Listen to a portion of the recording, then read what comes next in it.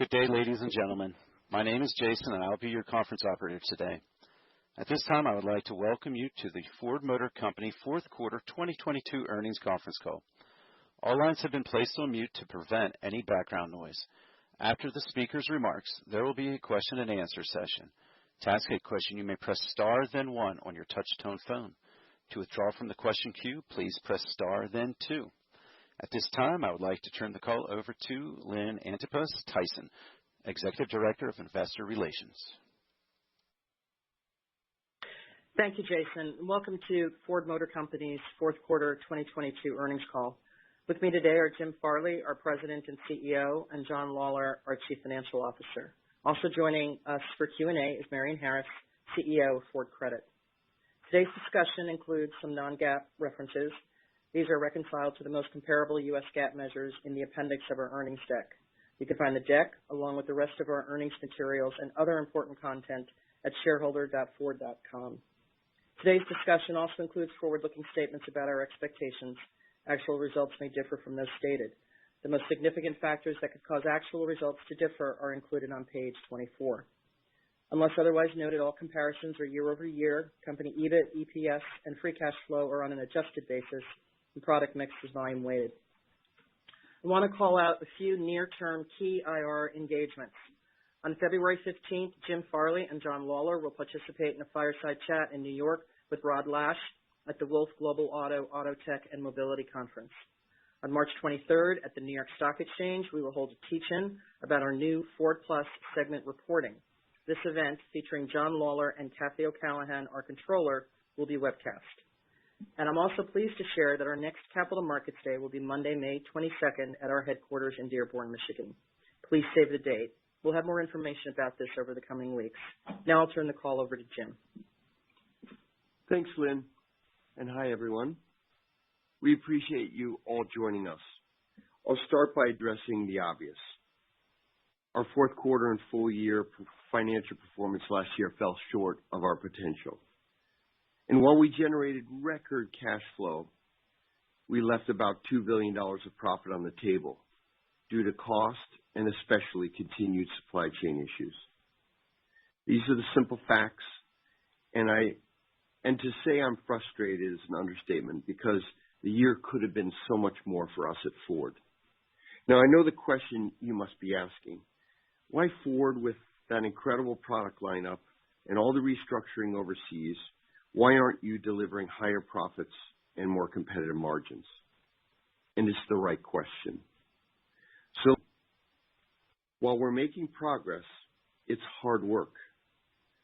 As with any transformation of this magnitude, certain parts are moving faster than I expected, and other parts are taking longer. Now, the first part of our transformation is to completely overhaul our industrial system. Product development, manufacturing, and supply chain management to deliver better cost and quality. This is critical because it provides the foundation for everything else we do. It funds our future, that second transformation, which we're aggressively building today. Building new and incredible new growth businesses like Model E and, of course, Ford Pro, our huge bet on commercial vehicles, which will be high growth, high margin, not just products, but software and services business. Now, the second transformation, the growth part, is going better than I imagined. At this point in our journey, I did not expect to be number 2 in EV sales in the U.S.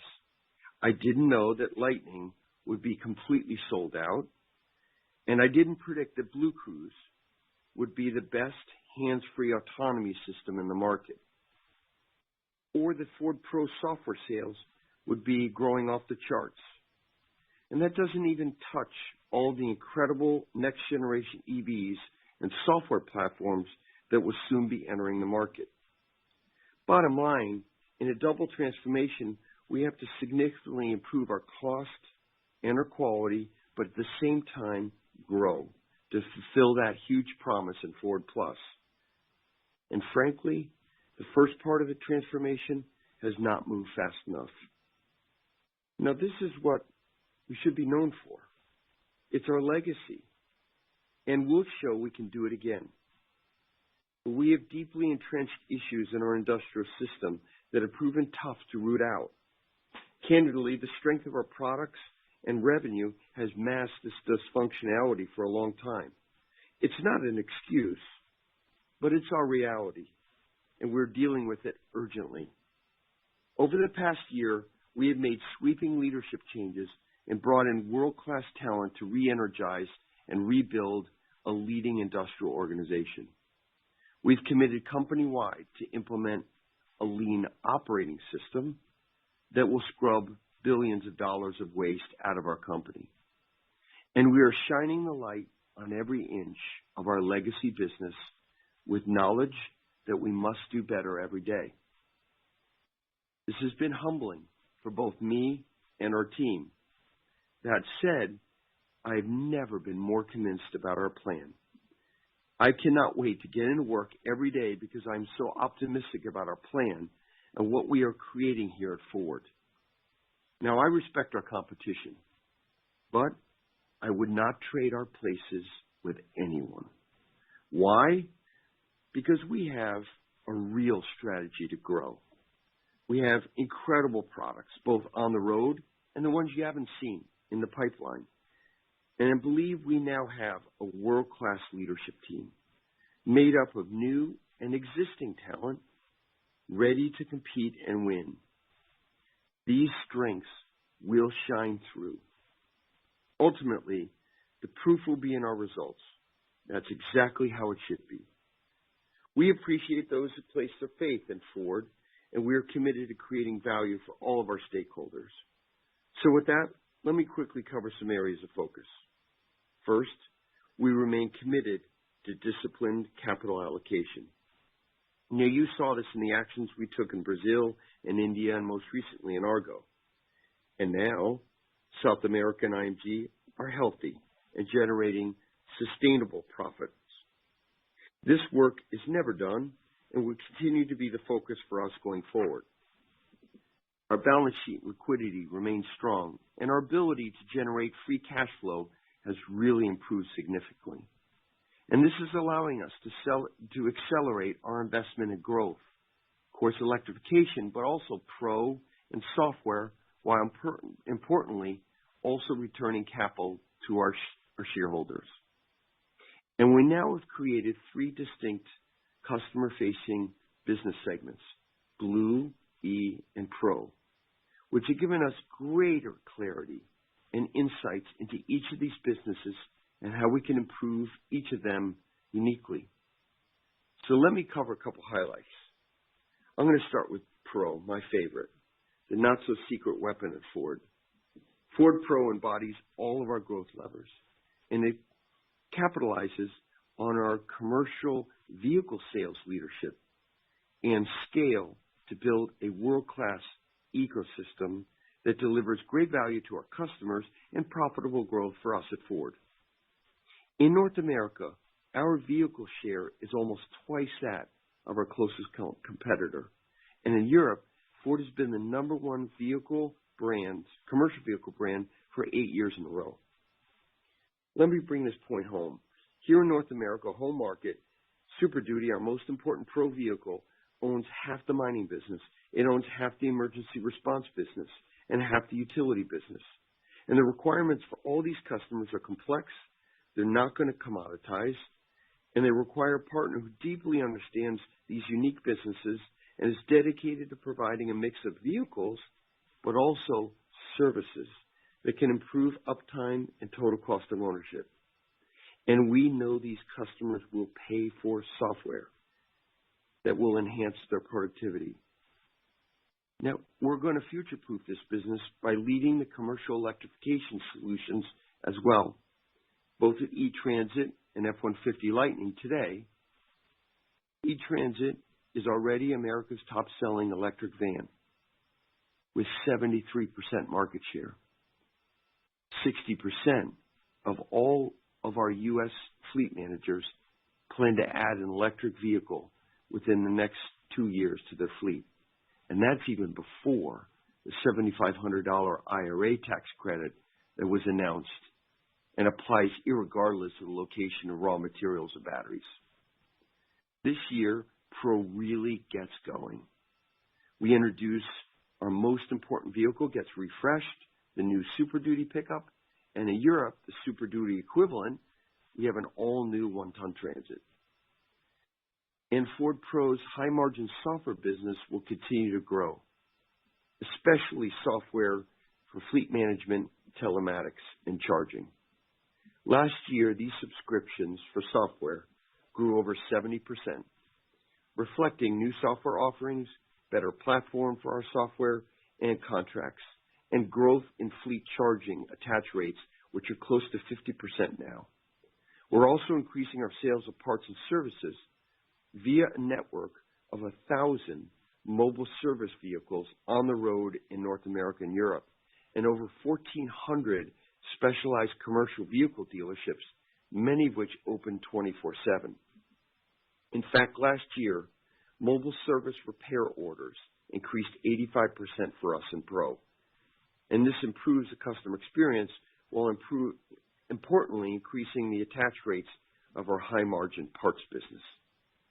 Now moving to Blue, the team is focused and has delivered the freshest and most appealing product lineup in our industry. We know that typically the fresher the ICE portfolio, the greater the pricing power.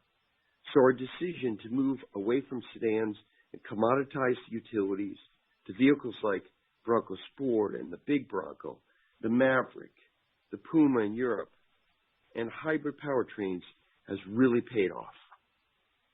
Ford gained nearly 1 point of market share here in the U.S. last year, and we expect 2023 to be another big, strong year of share growth. Ford Blue is a growth business for the foreseeable future, with strong profits and robust free cash flow. And F-Series was America's best-selling truck for 46 consecutive years now, outselling its second-place competitor by more than 140,000 trucks. We're launching even new pickups, like the new Ranger here in North America and South America, after we've already launched the new Ranger in Asia and Europe last year.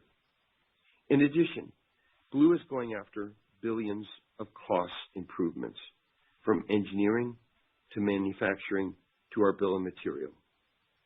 And in quality, we have work to do. Ford has been the number one in recalls in the U.S. for the last 2 years. Clearly, that's not acceptable. We've overhauled our entire enterprise quality operating system, and we are already seeing improvements in initial quality for vehicles coming out of our plants here in North America. And Model E, it's operating with a startup intensity to build profitable EVs with differentiated industry-leading portfolios that customers are going to love.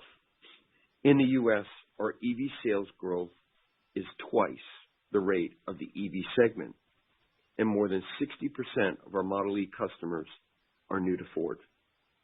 The F-150 Lightning has been America's best-selling electric pickup since it launched, and the Mustang Mach-E remains a huge hit for our customers. We remain on track to reach our annualized EV production capacity of 50,000 units per month, or 600,000 units globally by the end of this year. For reference, in the fourth quarter, our run rate of production was more like 12,000. So 50,000 is a big growth. And by the end of, and we are on plan for that 2 million units of incremental capacity by the end of 2026. Now, to deliver this incredible growth, as we speak, through our facilities in North America, we're adding shifts, expanding our facilities, building out new battery capacity and assembly capacity. Construction is in full swing in Tennessee and Kentucky on our Blue Oval City and our 3 Blue Oval SK battery plants. And in Europe, we're moving ahead with a new commercial vehicle battery facility in Turkey. Now, critical to our plan is securing the necessary raw materials for these batteries to get to that 2 million unit rate, especially lithium and lithium hydroxide and nickel. We expect to have 100% of raw materials we need for the 2 million unit run rate secured by the end of this year. Now, we are deep in the development of our second generation EVs, including our next generation electric full-size pickup, which, by the way, is awesome. These EVs will be fully software updatable. That means a brand new electrical architecture, and they're going to be radically simplified. Imagine 3 body styles, each with volume potential of up to 1 million units and just a handful of orderable combinations. That's what we're doing at Ford for the second generation of products. And that means higher customer sat, better quality, lower bill of material, and lower manufacturing costs. When we start reporting according to these new segments in the fourth quarter, you're going to have complete visibility into Model E's margin trajectory and understand the key levers to achieve our Model E EBIT target of 8%. We're already making the customer buying experience better with less friction.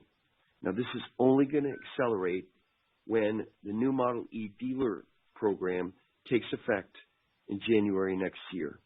This program has been adopted by nearly 2/3 of our 3,000 U.S. dealers, and it's based on a radical redesign on our customer experience. Next January, we'll be selling EVs in high volume with virtually no inventory, a simple e-commerce platform for our customers, non-negotiated price set by the local dealer, and remote and pickup and delivery for all customer experiences. We're also expanding Blue Oval charging network at all of our dealers, and we'll have dealer staff trained not only on software, but all the EVs. Now, I've said before, software and experiences will be the key differentiator for our industry. I mentioned earlier that Blue Cruise, our driver assist hands-free technology, was just tested by Consumer Reports and judged the best hands-free autonomous system on the market. Just let that sink in for a while. The best on the market. Now, have you not experienced Blue Cruise? I challenge you to go out and do your side-by-side comparison with our 2 major competitors. And at the end of last year, our customers using Blue Cruise have now traveled 42 million hands-free miles. So we're scaling incredibly rapidly. That's a 4-fold increase in the millions of miles since the second quarter of last year. And we have incredible software talent making this system better every day, including those 600 former Argo engineers who are now working full-time at Ford on our autonomous systems. Now, before I hand it over to John, just a few things. Ford's a different company today. We're all about building a stronger, customer-focused business that generates sustainable, profitable growth and returns above the cost of capital. While our 2022 results fell short of my expectations, I've never been more excited about our future because we have the right plan, the right structure to succeed, the best team on the field, and real strategic clarity. This year is about execution. It's time for us to deliver, and we will with relentless attention to our founding principles, thrift and growth. And we are hitting the ground running. John? Thanks, Jim. As Jim pointed out, our performance in 2022 was below our expectations, and our industrial platform is frankly not where we need it to be. A simple way I measure this is by looking at our cost of goods sold as a percent of revenue, and then compare it to our competition. You've all done it. We're much higher. And this speaks to the significant operating deficits we have in product development, manufacturing, and procurement. And this is no different from the tough capital allocation choices we made about our geographic footprint and product portfolio. Choices designed to yield higher quality growth and improve returns. And we are now applying that same level of discipline to our industrial platform with urgency. Now, on the positive side, our product portfolio has never been stronger. Our new vehicles are a hit with our customers. Our iconic vehicles remain market leaders, and we continue to make strategic and capital allocations decisions to drive growth, strengthen our competitive position, and produce returns above our cost of capital. So turning to the year, we generated a record $9.1 billion in free cash flow, well above our cash conversion target of 50 to 60%. And importantly, most of the free cash flow came from the automotive business.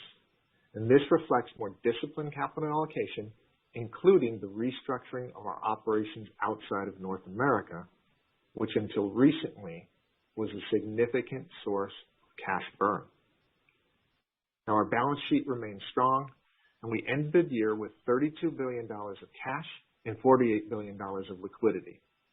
This, coupled with the improvement in free cash flow, provides us with ample flexibility to both fund our growth and return capital to our shareholders. In fact, today, we declared our first quarter regular dividend of 15 cents per share, as well as a supplemental dividend of 65 cents per share, reflecting our strong free cash flow and the monetization of our Rivian stake, which is now nearly complete. Going forward, we intend to target distributions of 40 to 50% of free cash flow, consistent with our focus on total shareholder return. Now, for the year, we delivered $10.4 billion in adjusted EBIT with a margin of 6.6%. And as Jim said, by better executing the things we control, we should have generated as much as $2 billion more in adjusted EBIT. For example, the instability of our supply chain and production plans caused us to not only deliver lower than planned volumes in the fourth quarter, but also incur higher costs through premium freight and other supplier charges. Now, let me give you a quick overview of how our 22 segments performed, recognizing that beginning with our first quarter 2023 results, we'll no longer have the automotive segments with regional breakouts. Now, North America delivered $9.2 billion of EBIT, an improvement of $1.8 billion, driven by higher net pricing and increased volume, which was partially offset by higher commodities and other inflation-related cost increases. EBIT margin was 8.4%. We continue to maintain a healthy order bank, and the team is busy preparing for the launch of the all-new Super Duty and our 7th generation Mustang later this year, and both of those are incredible products. In South America, we delivered a profit of over $400 million, and the region is now de-risked and sustainably profitable. In Europe, we were slightly above break-even for the year, but as our fourth quarter results showed, clearly below our target. Given the changing macroeconomic environment and demand environment in Europe, we will make the changes necessary to deliver a sustainable business that consistently generates returns above our cost of capital. Our core strength in the region continues to be our leading commercial vehicle business. In China, we posted a loss of about $600 million, driven by increased investment in EVs.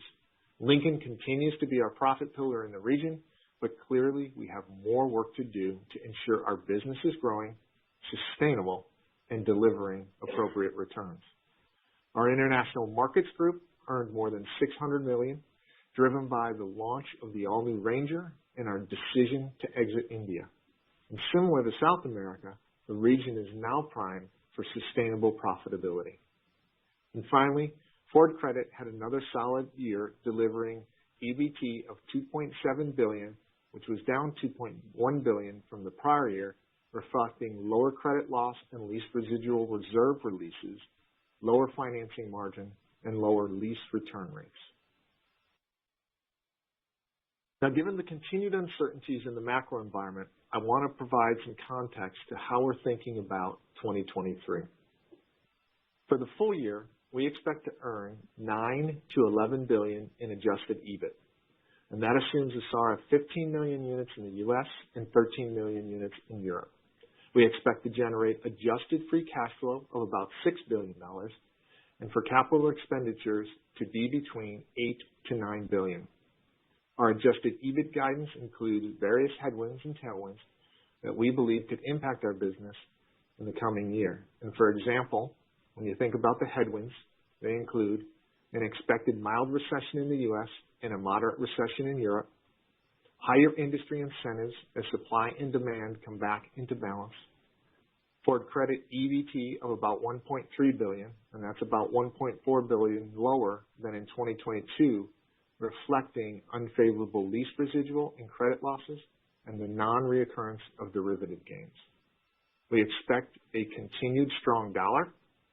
We also expect about $2 billion lower past service pension income. And we're also going to continue investments in growth, including in customer experience, connected services, and CapEx as we build out our growth plan. Now, tailwinds include improvements in supply chain and industry volume, launch of our all-new Super Duty, and then, of course, lower cost of goods sold, including efficiencies in materials, commodities, logistics, and other parts of our industrial platform. Now, before taking questions, let me briefly touch on our new financial reporting as well as plans for our next Capital Markets Day.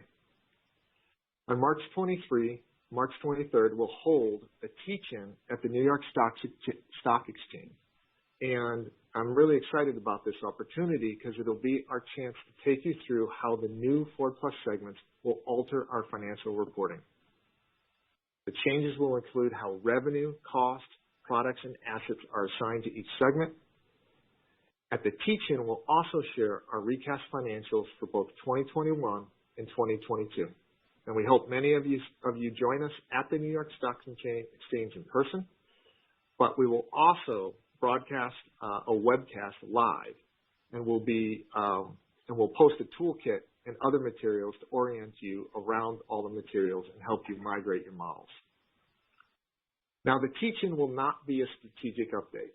That will come at our Capital Markets Day in Dearborn in May, when we'll update you on our Ford Plus strategy. We'll do a deep dive into financial targets and KPIs for each of our new segments, as well as for software and services. Now, with this new level of transparency, which will be tracked and validated in our earnings materials and SEC filings, we think investors will be better equipped to value how each of our customer-focused segments is contributing to Ford's overall growth and return profile. And as Jim mentioned earlier, 2023 is a pivotal year for Ford. We have the plan, the talent, and the product portfolio in place to take the company to an exciting new level, one that is both differentiated from our past performance and our competitors. And going forward, our new segmentation will provide unprecedented levels of transparency and insight into all aspects of our business, making it easier to hold Ford leadership accountable for delivering superior growth and value for all of our stakeholders. Now, that wraps up the prepared remarks, and we'll use the balance of the time to address what's on your minds. So thank you, and operator, please open up the line for questions. We will now begin the question and answer session. To ask a question, you may press star then one on your touchtone phone. If you're using a speakerphone, please pick up your handset before pressing the keys. To withdraw from the question queue, please press star then two. At this time, we'll pause momentarily to assemble our roster. Our first question comes from Adam Jonas from Morgan Stanley. Please go ahead. Hey, Jim. Hey, everybody. I appreciate the humility and the self-criticism and the spirit of that on the cost and the execution shortfall. It's kind of refreshing to see that.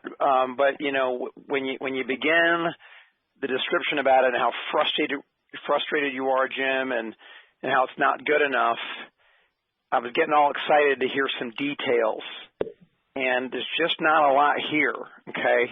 I'm just going to say there's not a lot of details at all about what exactly the problem is and what you're doing about it and how much get better this year. You can disagree if you want. That's just my impression.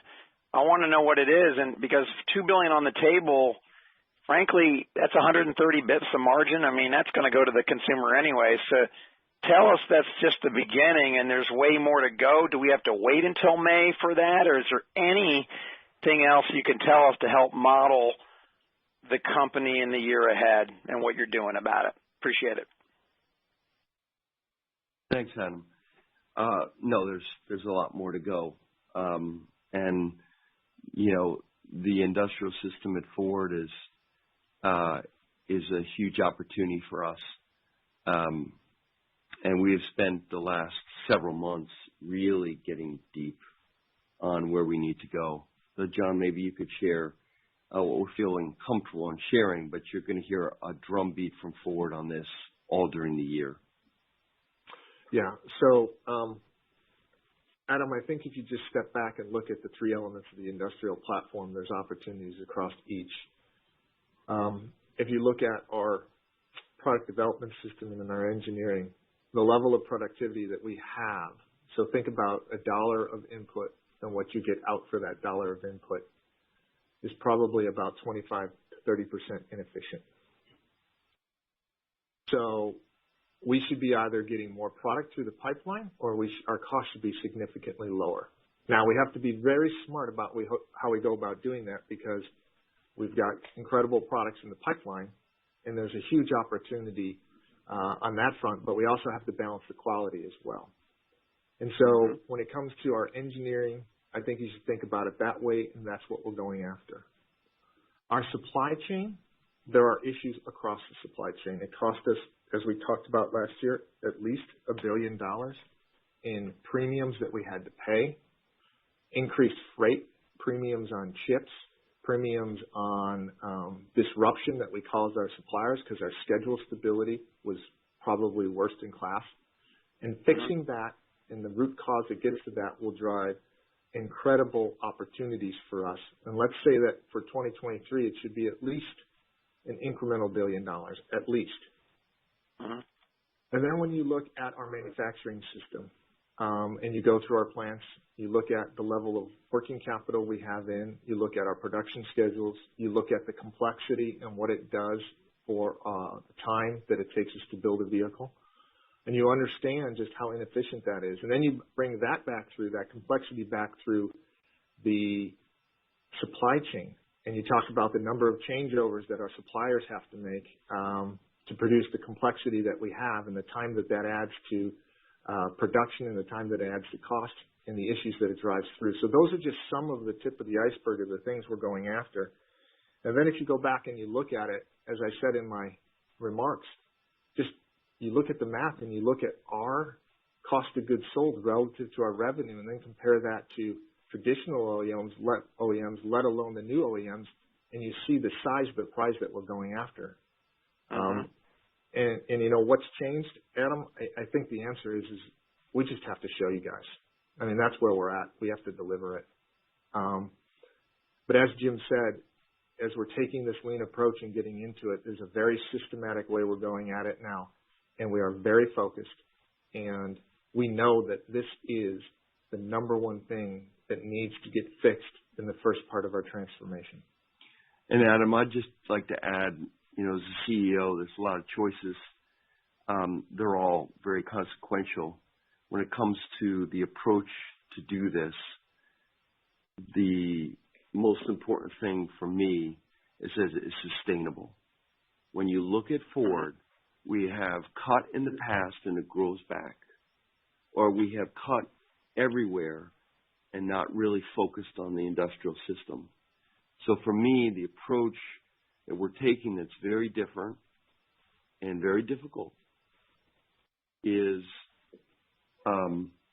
that it has to be daily work, gaps to competition, countermeasures, action plans for those countermeasures, constant evaluation of the effectiveness of those countermeasures, celebration of those KPIs in our status and daily management. It has to be a more fundamental approach than holding our breath or dealing with the output like people and getting into the real industrial systems efficiency.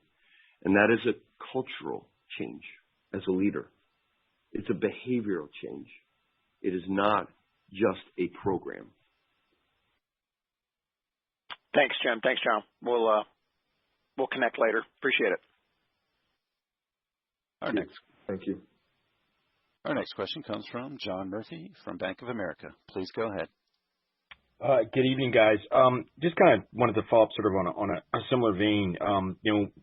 short term and long term. Just first short term, when we think about the 23 outlook, and you look at the $1.4 billion decline in Ford Credit and take that as, a reasonably given number, something in that direction, and then $2 billion of lower past service pension income, that's a $3.4 billion headwind.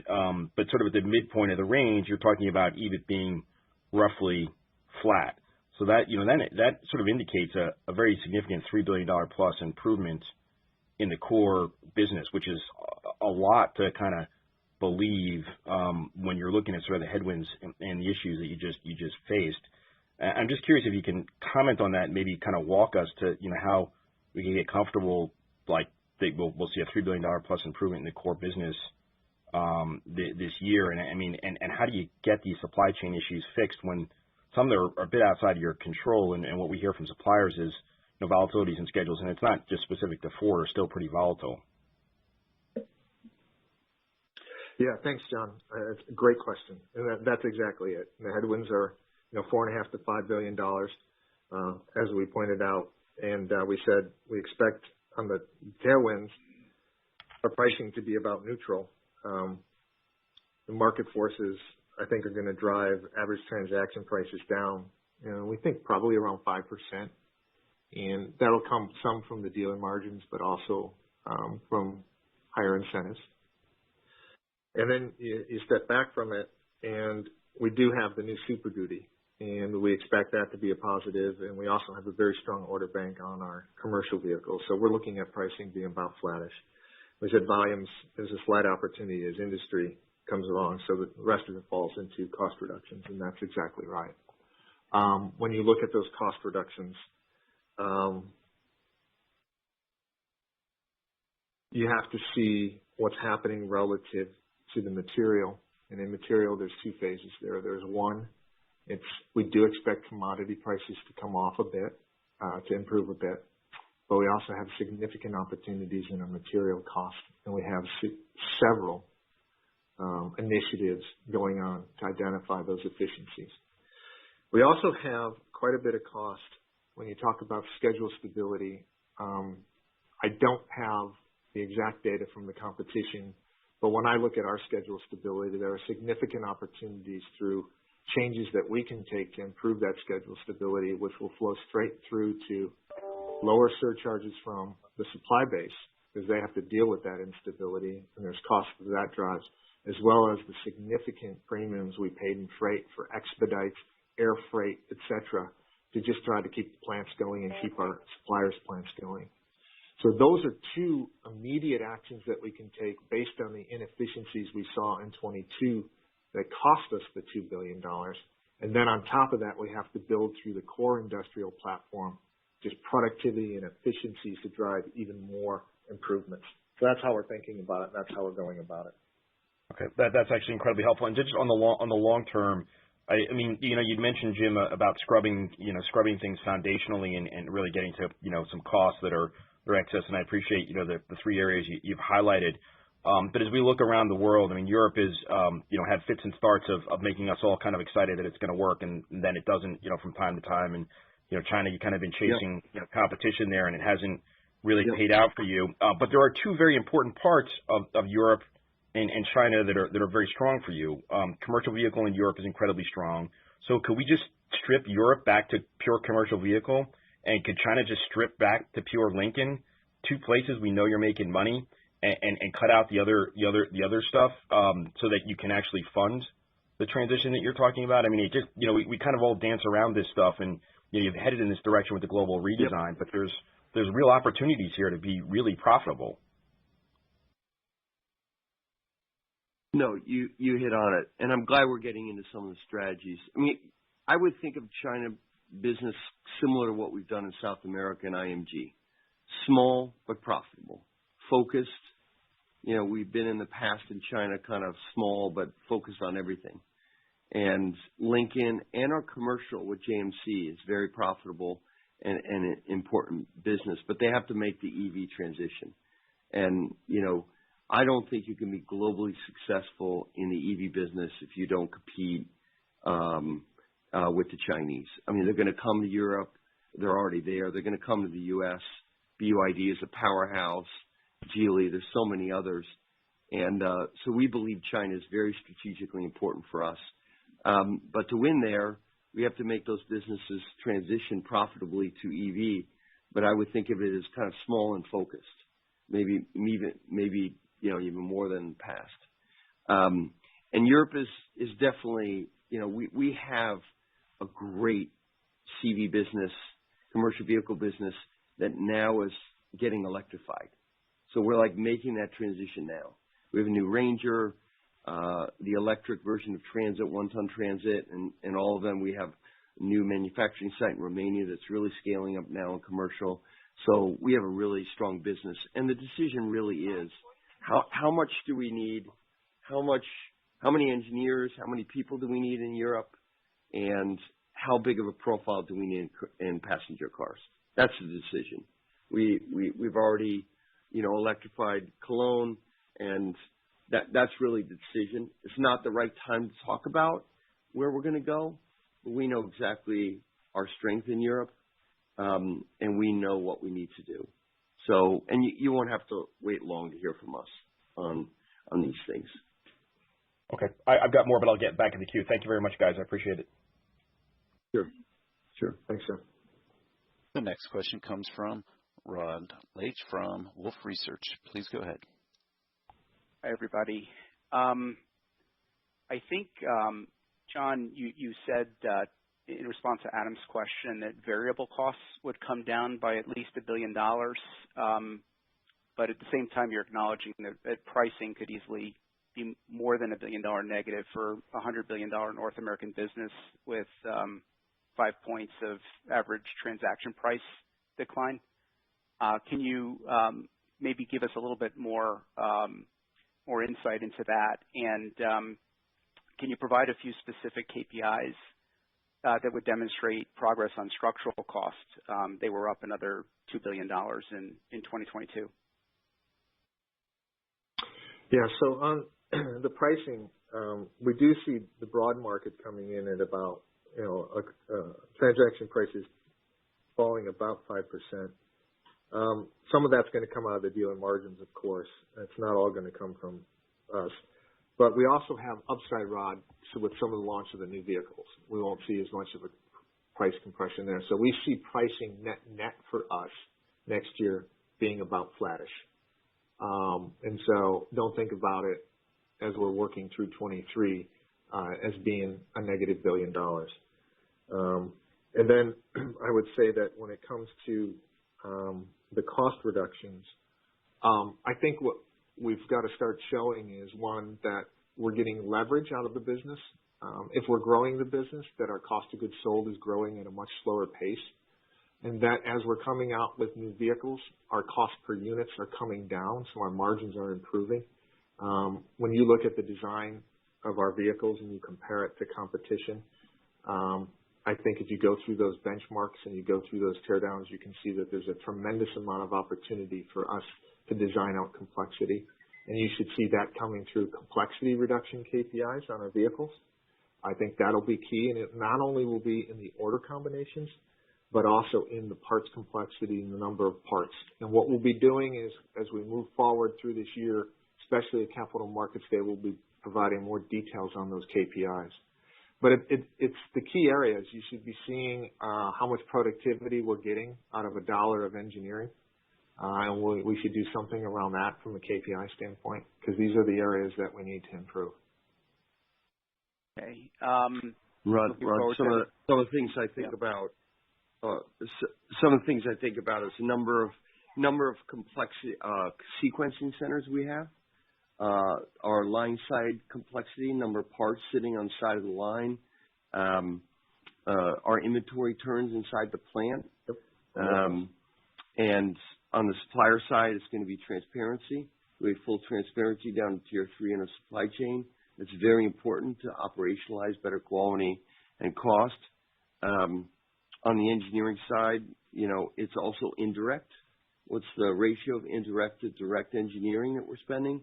I.e. the productive engineering that's resulting in customer-facing products. And increasingly, I know it's going to sound a little bit weird, but it's the software output. We are spending as a management team more and more time on our software platform and the cost of creating software and the complexity of software. And that's something that we have a lot of KPIs. They're increasing quickly and are increasingly important for us. It may not be significant for structural cost, but we have to be careful to add a lot of complexity in software.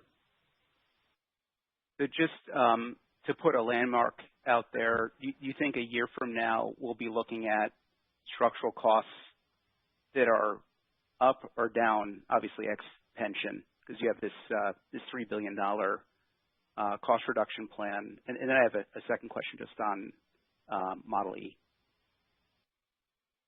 Yeah, Rod, I think it's beyond just structural cost. Our biggest cost element is our material cost.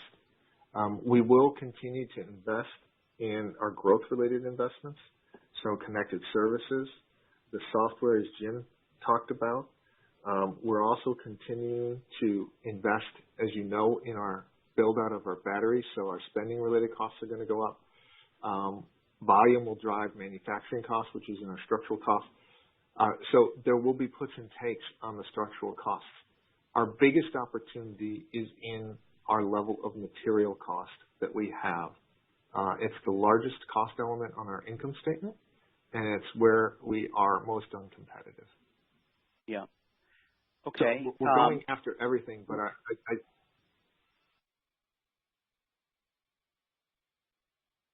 Yeah, I think I got the answer on that.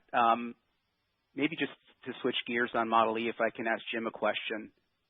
You've got this target of 8%, and that 8% margin target presumably has some assumptions for where costs will go, but also where pricing is going to go. And just considering everyone's aspirations for growth in EVs, do you think you can stand by those pricing assumptions?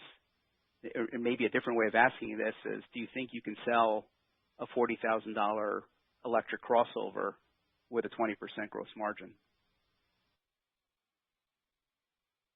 That is a very important question. The reality is we are structuring a portfolio to compete in very specific segments. The two-row crossover is, turning out to be the Corolla Civic of the EV business. And, the last thing we want to do is commoditize our products by dropping their price. Just look at what happened to Henry Ford in the 20s and the early teens. And that's exactly what we're seeing play out here. We didn't have to touch the pricing at all for Lightning and E-Transit because we picked the right segments.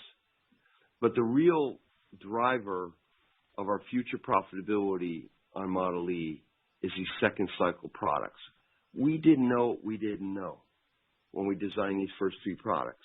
We didn't know that our wiring harness for Mach-E was 1.6 kilometers longer than it needed to be. We didn't know it's 70 pounds heavier and that that's worth $300 a battery. We didn't know that we underinvested in braking technology to save on the battery size. We didn't know that we needed the world's best aerodynamicists to get the size of the battery smaller. And so now we have learned a lot, and that second cycle of the product is in, the factory right now being developed with, a lot of new talent. So I'm very optimistic about our 8% because we are not going to be playing in the two-row commodity SUV market because Ford tried that in the ICE business. It didn't really work out for us. We want to play our hand, our strength, commercial, truck, larger vehicles. On the category side, we do not want to have too many top hats because that costs a lot to engineer. We want to have minimum choice for customers, but we want to design the smallest possible battery for competitive size, and we want to invest differently in our ICE business for radical simplification. 30, 40, 50% less fasteners, no brackets in the vehicle. I can go on and on. We'll get into it Capital Markets Day. I think we should expect all brands to protect growth when it comes to EV. And therefore, we have to expect negative pricing. And that means software and other items like that become even more critical. I can't wait to show you our new electric architecture, because to me, that's the most critical strategic investment the company is making. Not our batteries, not the EV platforms, but our new fully updatable electric architecture. Because what we've learned on Pro is we can make real money on software. Great. Thank you. Our next question comes from Ryan Brinkman from J.P. Morgan. Please go ahead.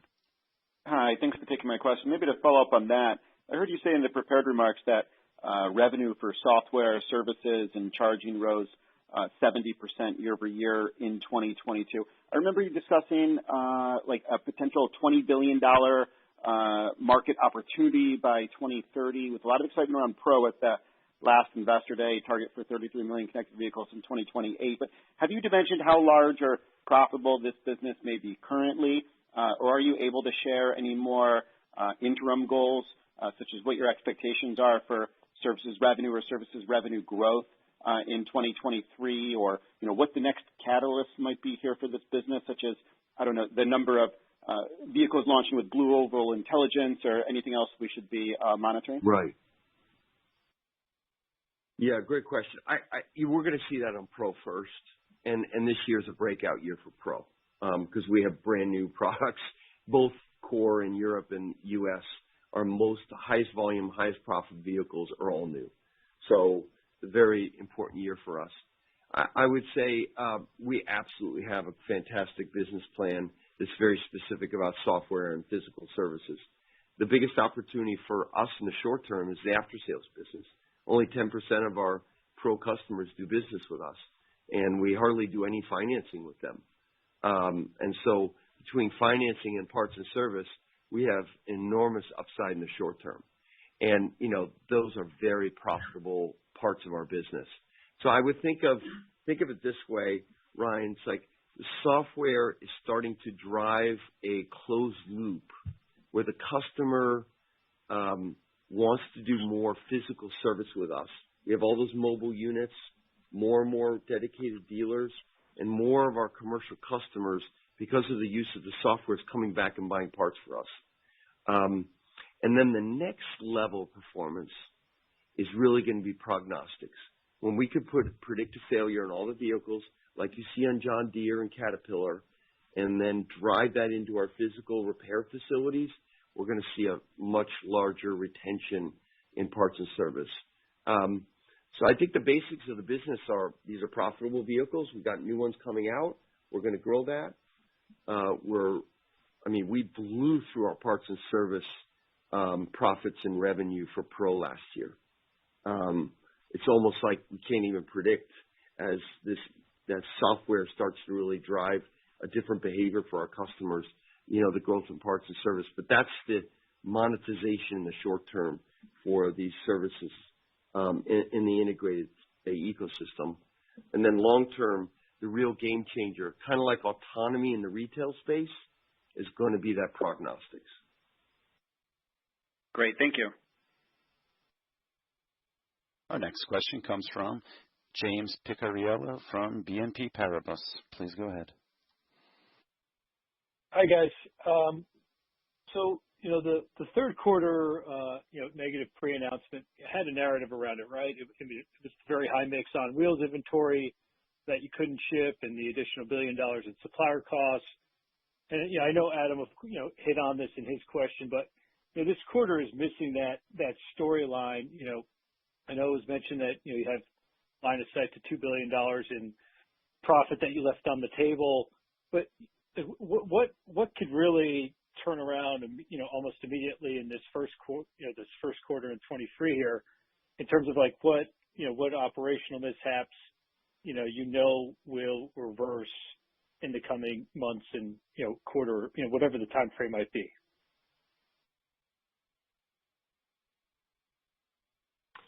Yeah, I think it comes down to the key driver for the miss in the fourth quarter was the volumes.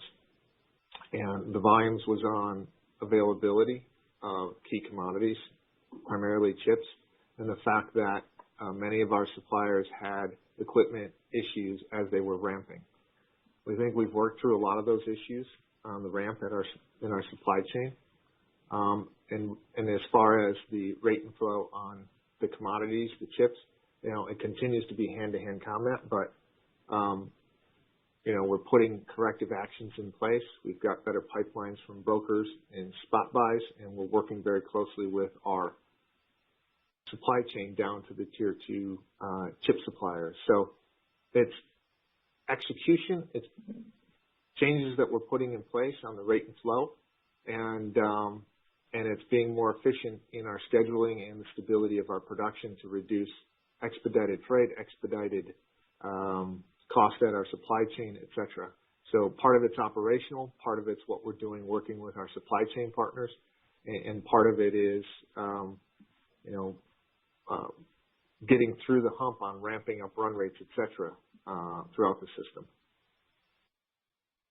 Okay, understood. And that's helpful. And then in terms of the earnings bridge for this year, with respect to materials and freight, that $9 billion headwind in 22, I know you mentioned, you're baking in commodity prices to come down, but all in relative to that $9 billion this past year, what's assumed in the 23 guide here on this line item?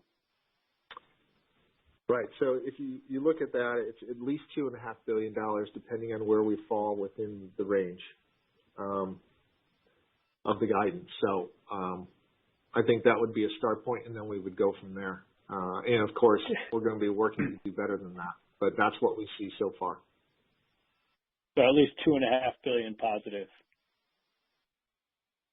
Yeah. Okay, understood. Thank you. Our last question comes from Itay Michaeli from Citi. Please go ahead. Great. Thanks. Good evening, everyone. Just two questions for me. First, I was hoping you could maybe talk about the regional outlook in your 2023 guidance. I know that the segments are about to change, but hoping we could touch on the regions. And then second, maybe for Jim, when we think about the software opportunity on your new electrical architecture on the consumer side of the business, where do you see the biggest opportunity there from a revenue perspective? Is it automated driving? Is it connected services? Just curious what kind of is most interesting there.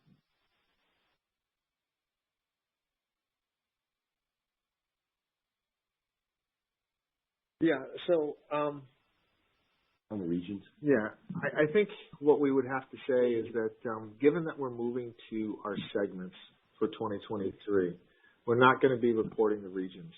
And so we will give more color on 2023 by each of the business unit segments. And so I'm not going to comment on regions anymore going forward, unless there's a specific reason to do that within one of the segments. I think on the demand side, we see, the U.S. around the 15 million range, 15. Europe around 13. We're going to see more incentives in the U.S. So we can go, through the demand side if that's what you're interested in. Yeah, sure. That'd be helpful. Yeah. So maybe pricing in Europe would be helpful as well. Yeah, I think in Europe we're going to see continued pressure on the top line. We've got a 13 million unit industry. We think we still have such a strong order bank. We know we have a strong order bank on our commercial vehicles that we don't see as much pressure there. More of the pressure will come on the passenger side. But, pricing in Europe, incentives continue to be strong throughout this year. So I don't think you'll see as much price compression as Europe as you'll see in North America and the U.S. But I think definitely for Europe, it's the call on the industry and where do we think that'll be offset by the strength of the order bank we have on our commercial vehicles. Coming back to the U.S., as we said, 15 million unit industry. We think prices are going to come in the industry are going to fall. Transaction prices will fall about 5%. We think about that as about a combination of incentives and lower dealer margins. We're starting to see dealer margins come down now as demand, from the industry is easing a bit. And we're starting to see the inflationary costs come through with the pricing. And so we're starting to see those margins come off. And I think as we go through the year, particularly in the second half, you'll start to see prices come down through higher incentives by the OEMs. When you look at our international markets group, I think it's a little bit different there. Our key product is Ranger, and that's all new and that's launching, and so there's incredible demand for it. And so we think we have some pricing power there as well. So I think there's puts and takes around the region if you look at it on a macro basis. And I think it'll be more insightful as we talk about what's happening in each of the segments and then specifically what's happening in Pro, Blue, and E in those segments around the world. On the software side, we were guessing before, but now we kind of know what the first three shippable large TAM software revenue sources are for our industry. The first is partial autonomy. The second is safety and security, and the third is productivity. And the star pupil in there, the early leader, is definitely ADAS on pricing and revenue growth.